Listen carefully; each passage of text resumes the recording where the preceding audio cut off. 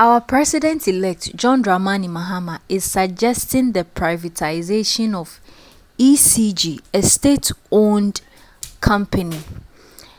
And why?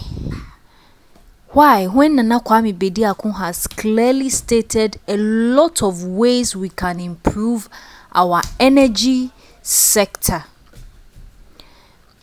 Let's kindly go and watch the video and listen to our president, the reason why he is suggesting the privatization of ECG. Thank you.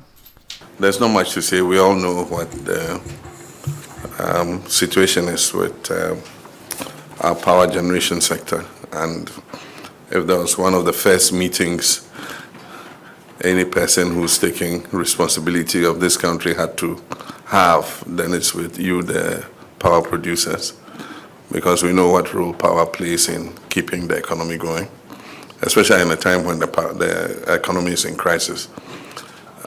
You must have had your issues with the previous government, and I think that I know many of them, but it helps to hear it from, I don't mean your horses, but from the horse's own mouth, and to see how we can work together to try and improve the situation so that we can have a good collaboration. We all remember the time of the power crisis, popularly called doomsday by Ghanaians. It was important that we expand the space for independent power producers because government on its own could not always leverage the capital to put in the generation that was required. And that's how come many of you signed PPAs and set up the thermal plants that we have.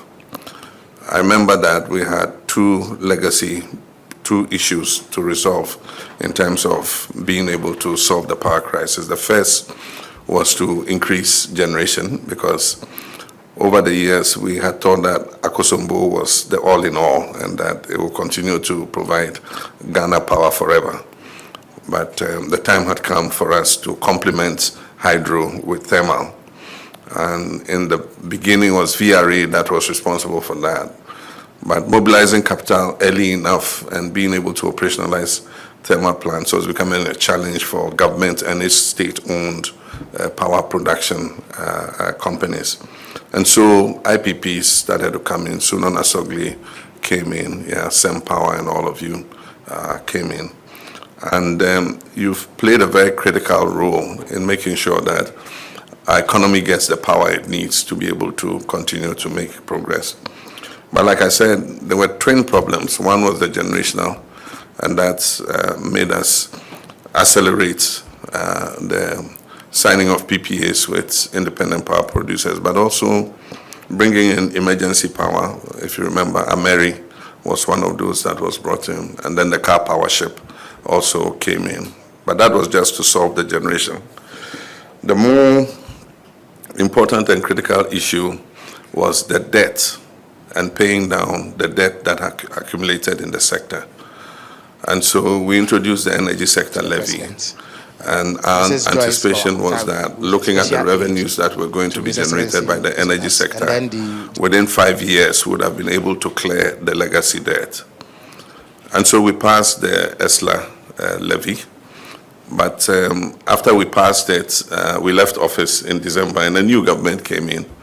And they had other ideas and other ways of trying to do things.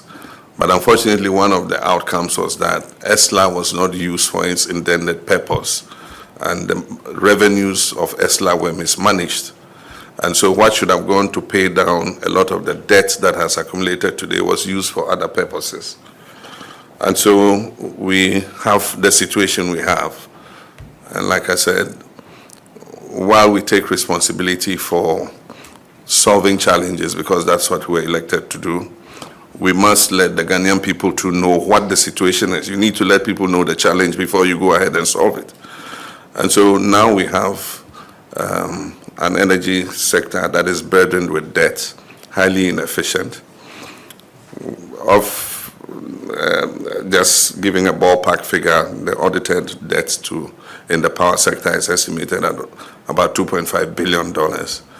And if you take $2.5 billion and imagine that we're in an IMF program bailout for $3 billion, if you're trying to achieve macroeconomic stability with a bailout of 3 billion, and you have a power sector debt of 2.5 billion that you have not yet come up with any strategy for dealing with, then you can be sure that it can wreck any fiscal consolidation that you achieve under the IMF program. And so as quickly as possible, the IMF and World Bank were very generous to send missions down that have been speaking with us to discuss how we deal not only with the power sector debt, but with all other challenges that we face in the economic sector. And I do think that those talks have gone very well, and they're continuing to talk with technical people. And as we go on, I'm sure that you get to know what the issues are. But I thought that it was important for me to meet you as president and tell you that I care about your concerns and what you're going through, and to say that we're going to work together with you to see how we can resolve the issues in the power sector. Okay, fam, so that was the video for you. And according to the video, our president-elect mentioned some of the ways that his past administration handled the energy sector crisis. He mentioned one of the way was this levy. Levy is just like taxing us. So we pay for energy levy so that they will be able to handle the huge debts in the energy sector. But the question is, should the solution of African governments always be tax, levy, always burdening the citizens with taxes? Who said a leader or a president cannot run a country without burdening the citizens with levies and taxes? You know, taking our minds back to Nana Kwame Bediako's 12 pillars for economic freedom, he touched on the energy sector, and he mentioned one of the reasons that accounts for the shortfall of the energy demands of this country is that Ghana has failed to have multiple sources of energy. You know, all our hope is on Akosombo. And Nana Kwame Bediako mentioned that if he gets into power, he's going to take advantage of wind farms. This is Africa, for crying out loud. Solar farms, he's going to take advantage of solar farms. Natural gas or biomass, thermal. You know, all these are multiple sources of energy.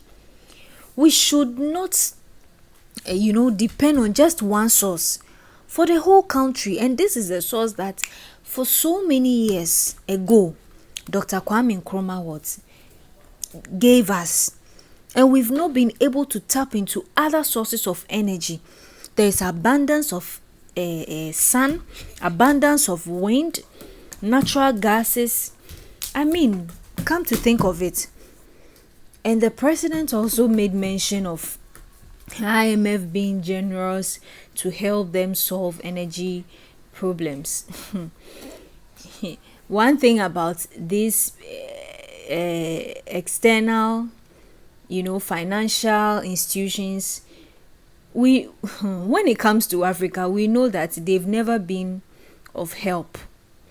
They create the problem and then they come back as the saviors again to solve the problem for us. So our leaders, it's time for our leaders to take pragmatic steps, bold steps, just like Nana Kwame Bediako's, suggestions of turning this country around. Our leaders should take bold steps, especially in this energy sector. The president-elect, we suggest that he takes bold steps. He shouldn't depend on the IMF. He shouldn't just depend on one source of energy.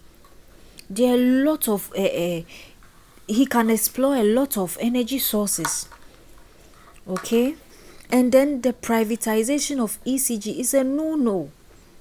At the end of the day, we are going to now put a huge percentage of our power into the hands of foreigners, because this investment we are talking about is not to Ghanaian citizens, it's to the same whites. So we will suggest that these pragmatic and bold steps should be taken by this administration, and we believe that we will see huge changes, positive changes in our energy sector. Thank you very much for listening and for watching. We will meet another time again. Peace out. The first thing is for us to deal with the